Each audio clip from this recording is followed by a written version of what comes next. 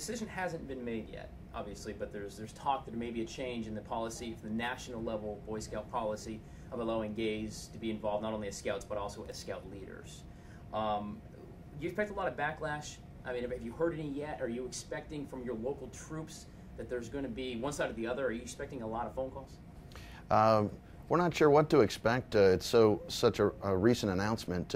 However, we do expect that perhaps there may be some folks that agree or disagree on the issue, and we're very much subscribing to our national organization's policies and procedures, as we always are, and so we're eager to find out more about this as well. What do you think? You know, obviously it's going to be regional. The impact will be regional. Some places are more conservative than others. South is conservative. I mean, it just is. That's right.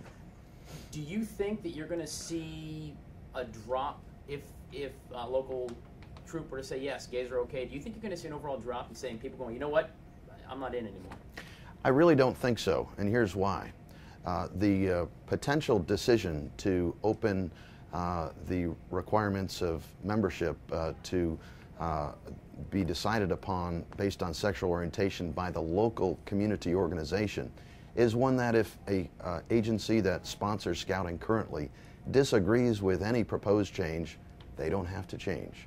And so we believe that, as we always have since 1910, the foundation of our organization implementing scouting is through community agencies who approve and disapprove their own leadership. And we support them in a variety of ways. And in this case, we've heard nationally that community organizations have been against our current policy, and so that's why the consideration. Actually, that's my next question is, why do you think nationally the Scouts have, I mean, you won the big case in 2000, said you don't have to if you don't want to. You know, now 12 years later, why do you think, you know, the council, the Supreme Council, has said, you know what, we're going to kind of change our, not change our stance, but allow there to be some change? Every major faith-based organization in this country sponsors scouting, and it's such a diverse group. And many of those faith-based organizations are facing the same challenges in trying to understand the best way to approach in today's society whether they should be accepting of avowed homosexuals or not.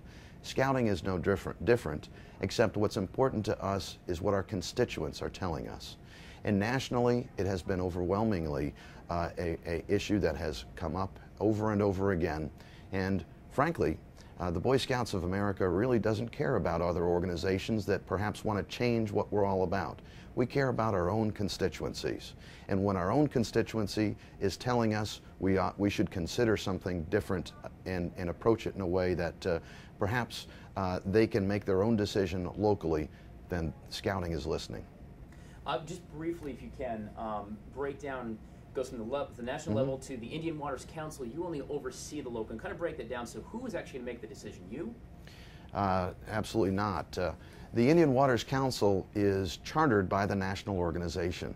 We're granted a charter every year to implement scouting here in the Midlands. We, in turn, grant a charter to local community organizations. In fact, 150 agencies throughout the Midlands carry out scouting to help them fulfill their own mission in youth outreach. And so we, if this proposal were to be implemented, they would continue to approve and disapprove leadership, except in this case, the national organization would not require them to make a decision, would not require them to allow avowed homosexuals or not allow homosexuals. It would be up to them.